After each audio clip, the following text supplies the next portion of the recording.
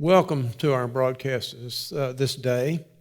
I don't know whether you've chosen morning, evening, or what time of the day, but we're glad that you've tuned in. And I might point out as we begin this study, or continue the study of the book of Ruth, we'll be in chapter 3. I'll be reading from the New American Standard Translation that was updated in 1996. That the Livingston Church of Christ, I wanted you to know, we're assembling on the Lord's Day, Sunday morning. And if you are comfortable social distancing and observing the protocols that the health authorities have put in place, then we want to invite you to come and be a part of that. If you're not comfortable with that, then of course we'll understand if you just come to us by means of the video. This morning in the study of Ruth Chapter 3, we have a developing story. This is a beautiful story. And in the first 5 verses, the young Moabitess who has been widowed and come back to Judah with her mother-in-law, Naomi, has distinguished herself in the community. And now her mother-in-law is going to try to help her better her station in the community. Let's read those first 5 verses. Then Naomi, her mother-in-law, said to her, "My daughter, shall I not seek security for you, that it may be well with you? Now, is not Boaz our kinsman, with whose maid you were? Behold, he winnows barley at the threshing floor tonight. Wash yourself, therefore, and anoint yourself, and put on your best clothes, and go down to the threshing floor, but do not make yourself known to the man until he has finished eating and drinking. It shall be when he lies down that you shall notice the place where he lies, and you shall go and uncover his feet and lie down. Then he will tell you what you shall do." She said to her, "All that you say, I will do." The book moves in this chapter to its climax. We have very little knowledge, very little certain knowledge of the customs prevalent in ancient Israel, and the arrangements for marriage that are outlined here are not attested anywhere else. It doesn't mean that we have any reason to doubt them, but it's just not discussed except here. But there's no other example of a situation quite like this one. What was to be done when 2 widows are left bereft of their husbands, without protection, without a good means to care for themselves? What's to be done when they're left to their own devices? And so this story gives us an answer as to what might happen, though we have no means of knowing just how common the practice was, the one that's described here. Apparently, it was an Israelite and not a Moabite procedure. For Naomi had to explain to her daughter-in-law what she must do to show Boaz that she was interested in marriage with him. That's what her actions indicate. And though Ruth carried out the plan readily enough, there's not really any indication that she knew anything about this custom until Naomi outlined it for her. Naomi sets these matters moving by asking whether or not she should seek a better situation. "Shall I not seek security for you, that it may be well with you?" And indeed, she's grown to love this young woman and wants the very best for her. And so we look and we see that the lot of an unprotected widow in the ancient world could not be anything but a hard life, a difficult circumstance for anybody to cope with. In verse 2, it begins with the word in English, "now," and that introduces the next logical step in these events. Boaz, described as our kinsman, though when the cognate term was used previously, it was noted that he was linked only through Naomi. He was called a kinsman of her husband's, and this was further explained by saying that he was of the family of Elimelech, chapter 2, verse 1. But when precision is required, this is the way to state it. And in the present passage, It's more important to note the position of Ruth. Since her marriage to Mahlon, she too, by way of marriage, is related to Boaz. And thus, he is here described as our kinsman. Next comes the reminder that this man is not some unknown quantity at all. Ruth has been with his maids, and she has been blessed with special favors. And Naomi tells Ruth that night, Boaz will be at the winnowing of the barley at the threshing floor. Now, how she knew this, but families share information all the time. Your family does, and so does mine. And so in this process of winnowing, grain was separated from the husk when it was tread upon by animals, and when they got it to a sufficient state of preparation, then they would begin to throw that into the air, preferably when there's a breeze, to blow away the trash, and the seed would fall more or less straight down. Threshing floors were usually in high places, in exposed positions, so that they could catch the breeze from whatever direction that it came. It seems a bit curious that Boaz would engage in this work at night, but of course, the weather is variable. We certainly know about that in East Texas. If you don't like it now, wait for an hour or so, and it may be completely different. And so it could be that in the land of Palestine at that time, it had been unfavorable in the daytime, but they had the wind they needed at night, and thus he's out there at night with a brisk breeze and taking care of it. Here it talks about in the evening. Well, it should be evening rather than at night. It's possible that, like I say, that the wind in the daytime had been very strong, too strong, and that as it began to lay in the evening, that it was more conducive. But after work ceased, the grain has to be guarded. And perhaps Boaz didn't do this in person every night, but Naomi said he'll be there tonight. And that would be one of the nights that he's on duty, and they can count on that. Now, in verse 3, she tells Ruth to do what she can to look her best. She's to wash herself, to bathe oneself, and to anoint herself. The ancients made good use of salves or ointments, and they would scent them like we do today. And so on festive occasions especially, this would be done. And the word for raiment or her clothes here doesn't really denote any special type of garment. Many think, as the New American Standard renders it, your best clothes. Ruth is not told to change her clothes per se, but to make sure that the clothing is the best that she has. Now, some see that and say, well, she's poor. How could she have best clothes in her poverty? But you got to remember that when she was married to Mahlon in Moab and the family was there, they were a prospering family. And so it's entirely possible and even likely that she has some nice clothes.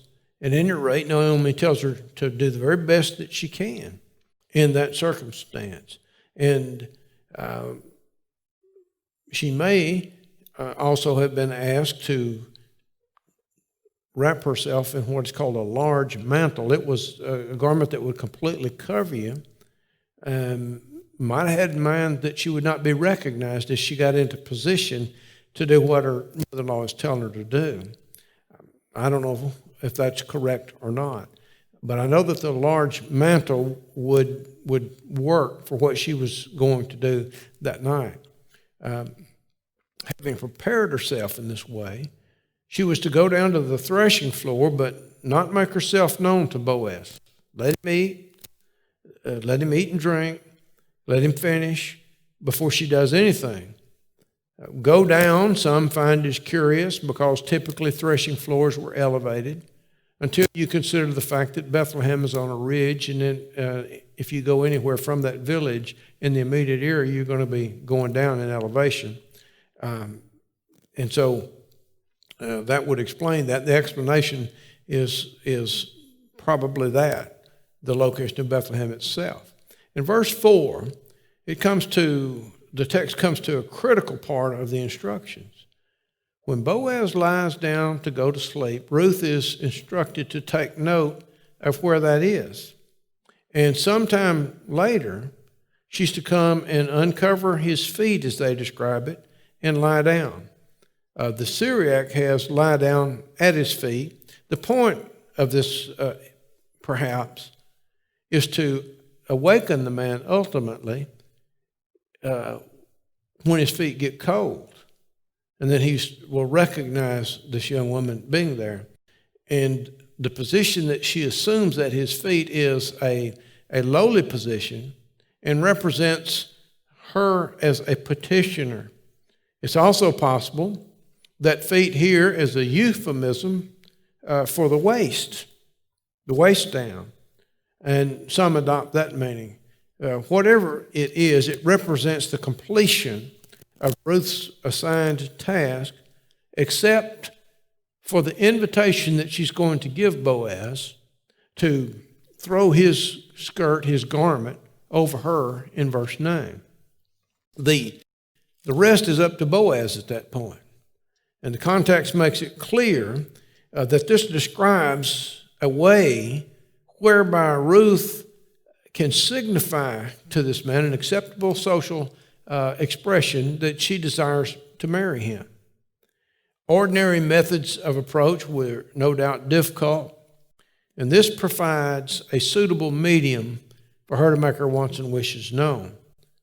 Why it should be done in this way, we don't know, nor do we know whether this was widely practiced and common or not. It's not attested other than here.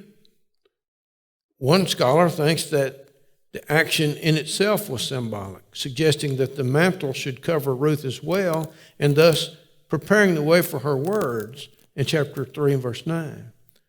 To throw the mantle over a woman would be to claim her for wife. And in view of the widespread use of garments in some symbolic fashion known to have been operative at that time, it would have been a way to indicate that desire, and that may very well be the explanation that we're looking for. The narrator uses great delicacy, but is very clear that Naomi's plan is not without some risk. Now, they think they know Boaz, and they think they know what kind of a man Boaz is, but we're going to find out. And the fact that she was prepared, Naomi was prepared to urge this action upon her daughter-in-law, whom she clearly loves, shows us that she did indeed know Boaz, and she had complete confidence in his character as a gentleman and in Ruth's character as a lady. And we know from ancient times, that particularly in the ancient Near East, that immoral practices at harvest times were by no means uncommon. And indeed, they appear to have been encouraged by the fertility rites practiced by many of the false religions that were observed at that time. The opening words of this verse, verse 4,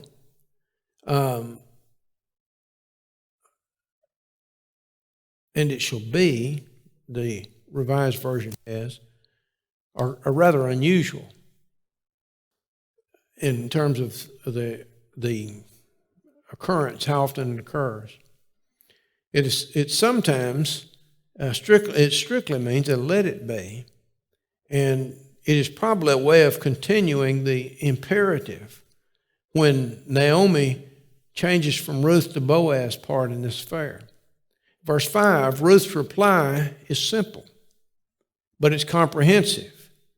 She goes beyond a readiness to do what Naomi has said and assures her mother-in-law that I will do whatever you need me to do. Leaves it perfectly general, but she's ready. Now, in verses 6 through 13, we have the story told of Ruth at the threshing floor. And you could read that with me if you'd like. So we went down to the threshing floor and did according to all that her mother-in-law had commanded her. When Boaz had eaten and drunk and his heart was merry, he went to lie down at the end of a heap of grain, and she came secretly and uncovered his feet and lay down. It happened in the middle of the night that the man was startled and bent forward, and behold, a woman was lying at his feet.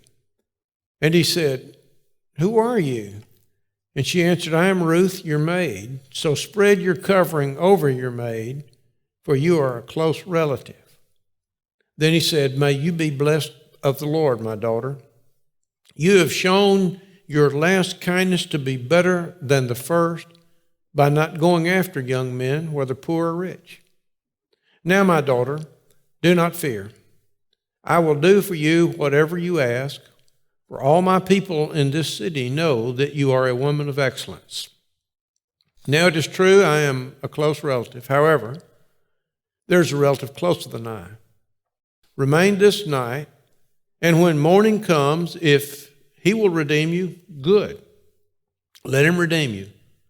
But if he does not wish to redeem you, then I will redeem you, as the Lord lives.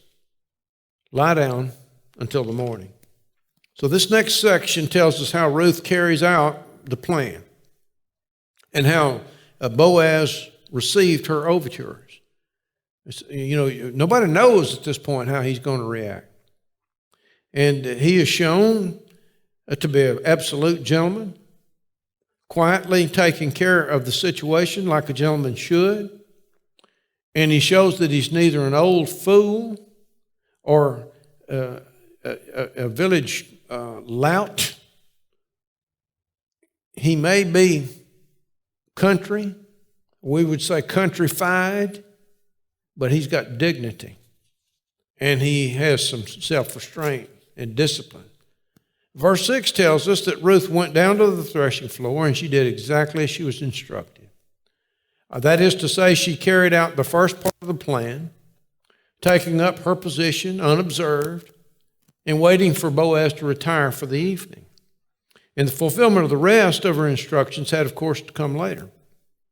In verse 7, it was, of course, harvest time, and therefore it's a time of feasting and enjoyment. Boaz ate and drank well, and his heart was merry. And in due course, he came and went to bed at or near a heap of grain, pile of grain. At harvest time, people would camp out, and in those days, particularly among the farm people, they didn't mind a hard bed. That wasn't a real problem for them. Probably his servants were in other places near the threshing floor. And so Boaz would have had his place to himself. And Ruth now comes quietly.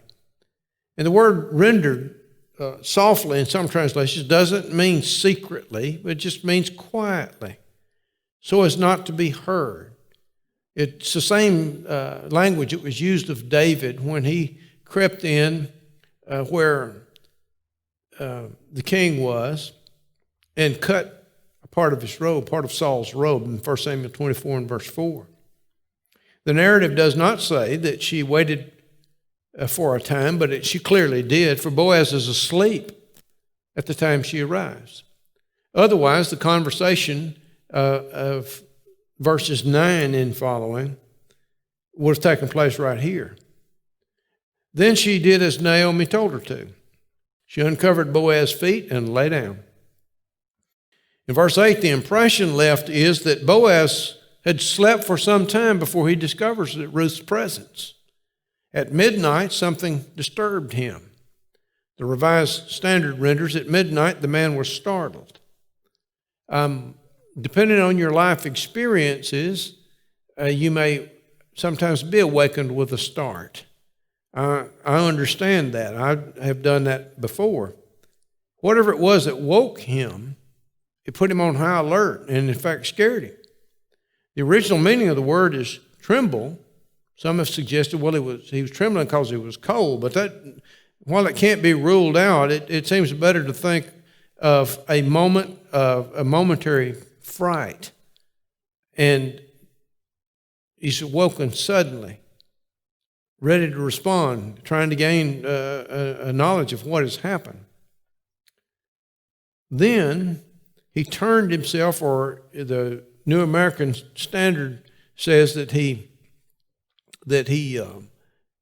came up, bent forward.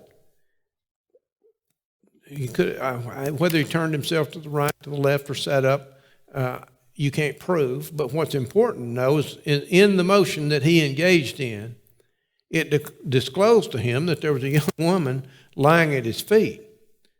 And the narrator adds a touch of vividness, and behold, man, what a shock. He did not expect this, no doubt. Verse 9, now comes the moment of disclosure. Boaz asks, who are you? And Ruth reveals her identity. And she describes herself as your maid, thus, again, taking a low place as she did before. But she uses a little bit different word than she did in chapter 2 and verse 13. And there's not really much difference between them. One might be a little more menial than the other, but I wouldn't press that. What's clear is that Ruth is not being presumptuous. She's not taking anything for granted. But at this moment, she acts towards Boaz with humility and sobriety, and she proceeds to make her plea. She looks for Boaz to take action, simply because of who she is and of the familial relationship that exists between them. She employs an expressive metaphor and asks him to spread his skirt, his garment over her. It is used similarly for taking in marriage in Ezekiel 16 and verse 8, where a man takes a wife. The spreading of the skirt over a widow was a way of claiming her as a wife. And it is said in some sources to be a custom followed by some of the Arab tribes today. The word that is used here by some is translated, spread thy wings over thy maid. It's more commonly used, in fact, of wings than for a skirt. And it is used with this meaning, for example, when Boaz speaks of the religious aspect of Ruth's change of country. Remember where he said, a full reward be given to you of the Lord God of Israel, under whose wings you have come to trust. That's chapter 2, verse 12. Ruth has put herself under Yahweh's wing, and now she seeks to put herself under the wing of Boaz. Ruth concludes by reminding Boaz that he's a near kinsman. He's a Goel. And because of the family connection, she has some right to look to him. She's not doing anything untoward, anything improper. She has a right to look to him.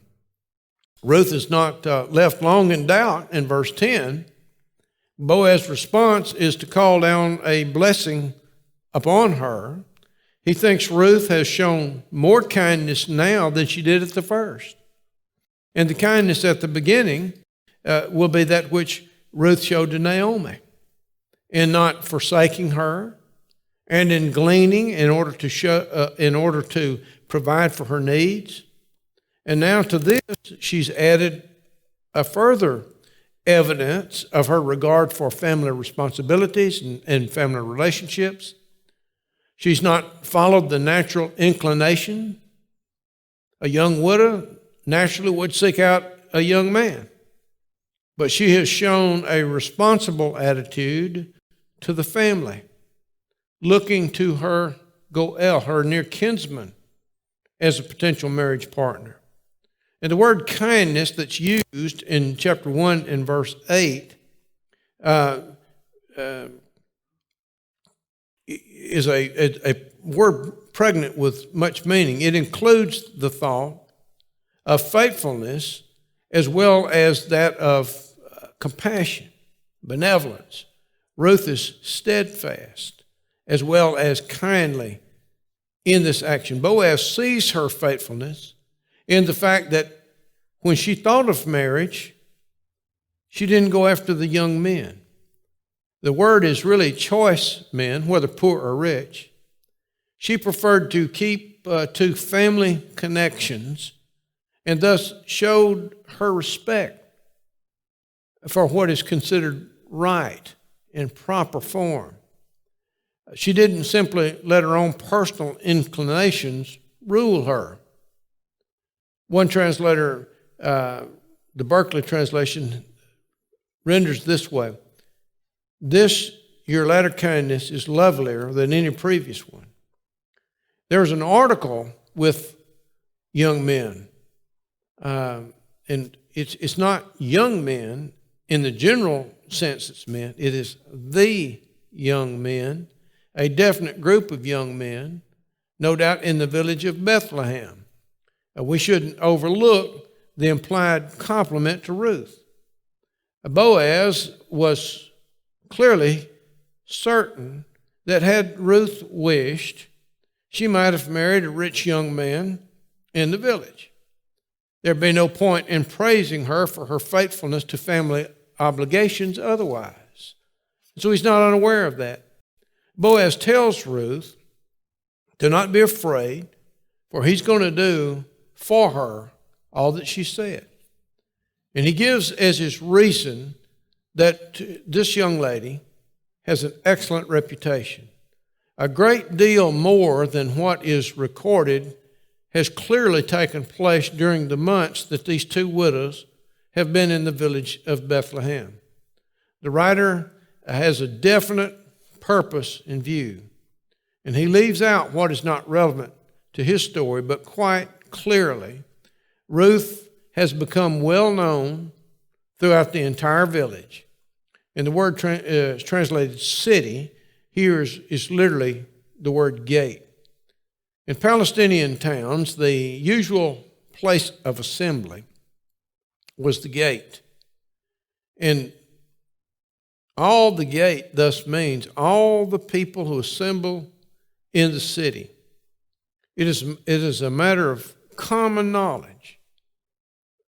That gives the sense of it. The expression is an unusual one and is found only here. Boaz may have had in mind the legal proceedings that he's about to initiate. That would take place in the gate. Ruth need not fear that her Moabite origin and nationality or anything else is going to be urged against her. All in the gate know that she is a virtuous young woman, and that's going to prove sufficient. He's convinced of that.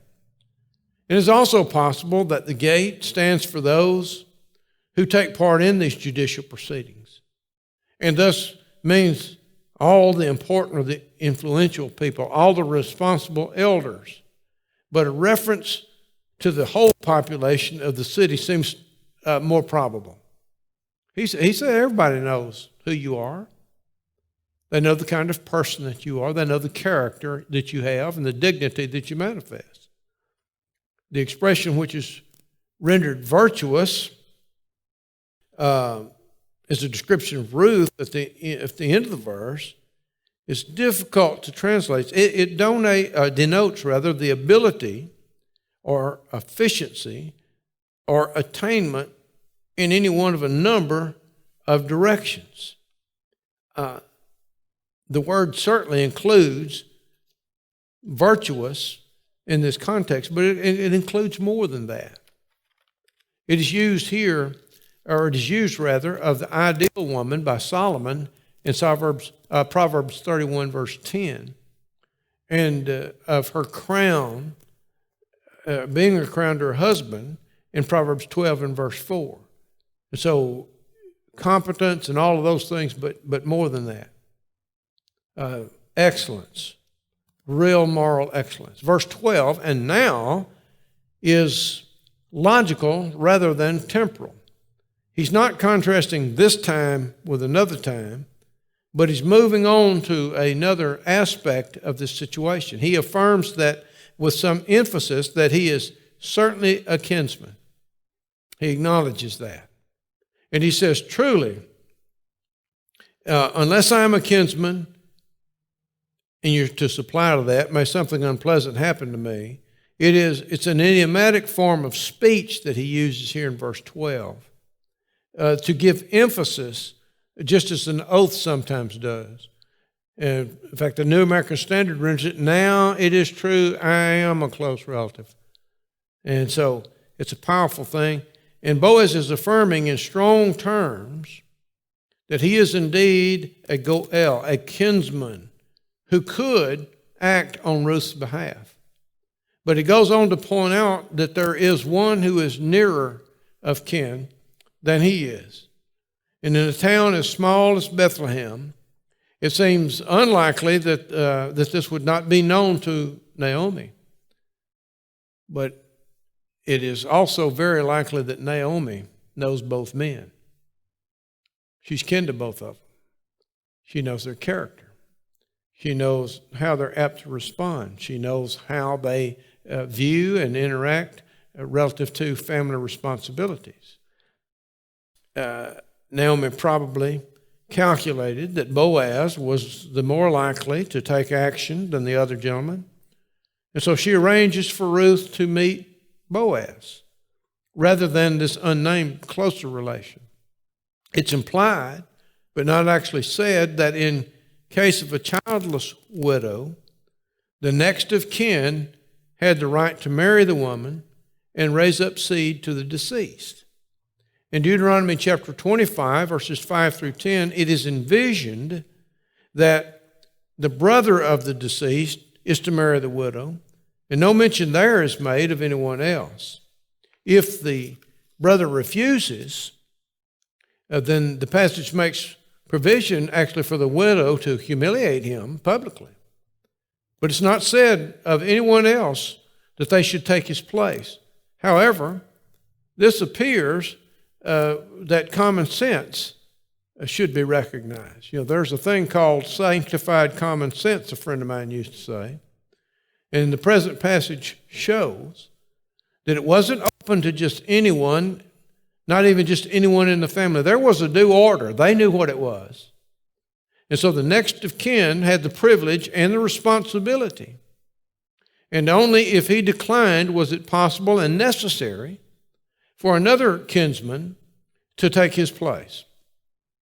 In verse 13, Boaz makes plain what is to be the order of things. First, he tells Ruth to stay where she is. There's no point in her going elsewhere during the hours of darkness, and she will be quite safe where she is. In the morning, Boaz promises action. The closer kinsman has a right to marry Ruth, and if he chooses to exercise that right, then so be it. Interestingly, Boaz doesn't use the term marry. He speaks rather of the man's doing the part of a kinsman. It is a family responsibility that Boaz wants to emphasize. If the other will exercise his right to take Ruth and take care of her, then Boaz will accept that. But if he does not have any delight in doing this, then Boaz is going to do it for himself. His eye is emphatic, and it's reinforced with the strong expression, as the Lord lives. Boaz wants there to be no doubt whatsoever about his determination. And that being settled, he tells Ruth to lie down till morning.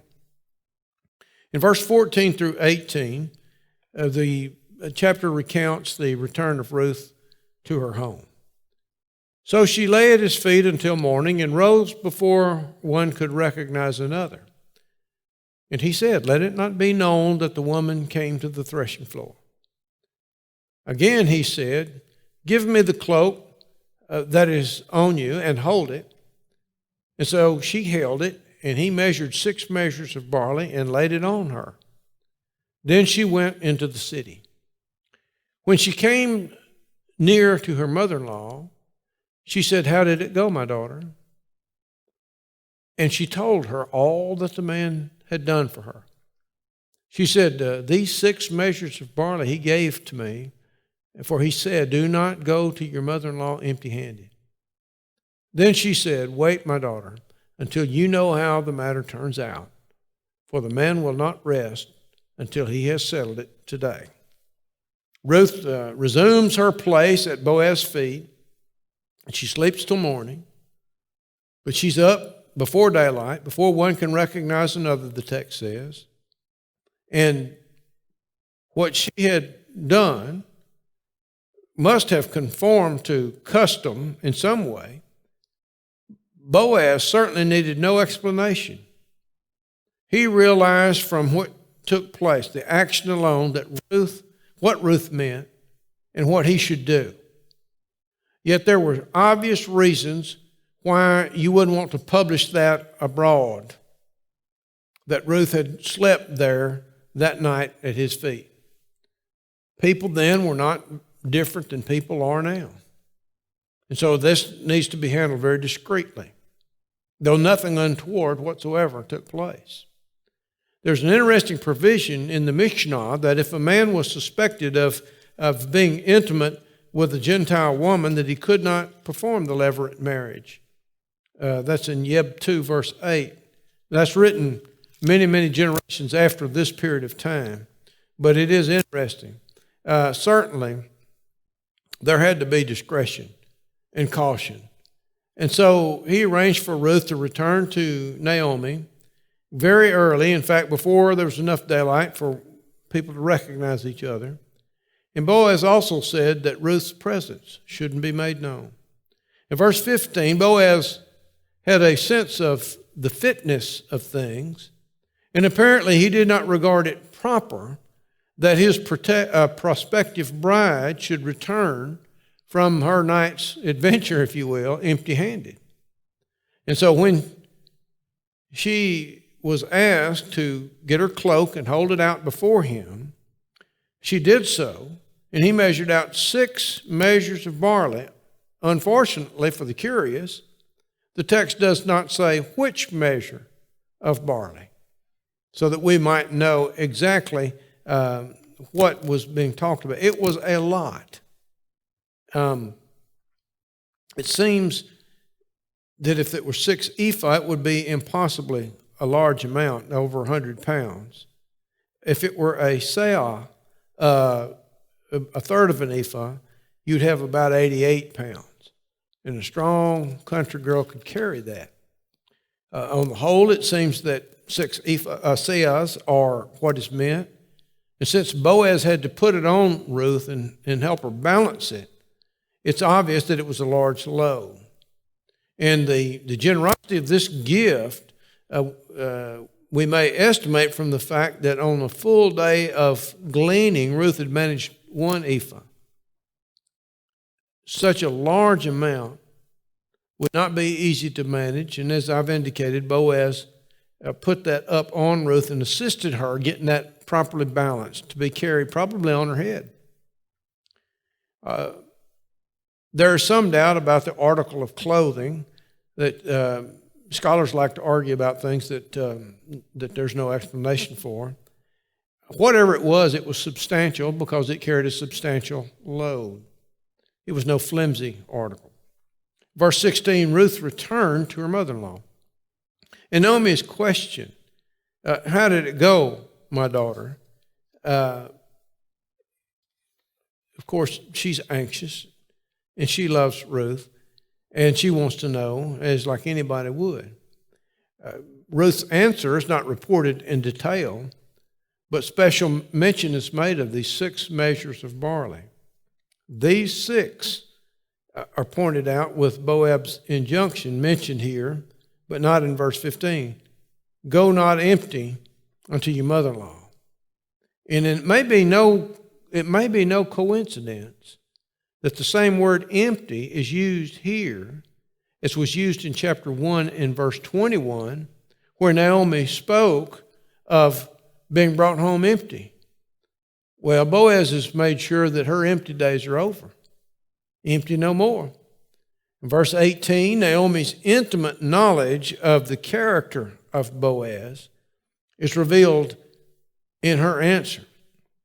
There's no need for Ruth to do anything further. She said, you just sit still, because until you know how this is going to come out. But she knows how Boaz is going to pursue it, that he will see this thing through to its conclusion.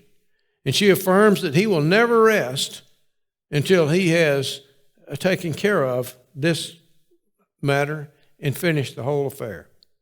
I hope that you'll tune in next time when we will see the happy conclusion of a beautiful story of the love of a man and a woman. May God bless you this day.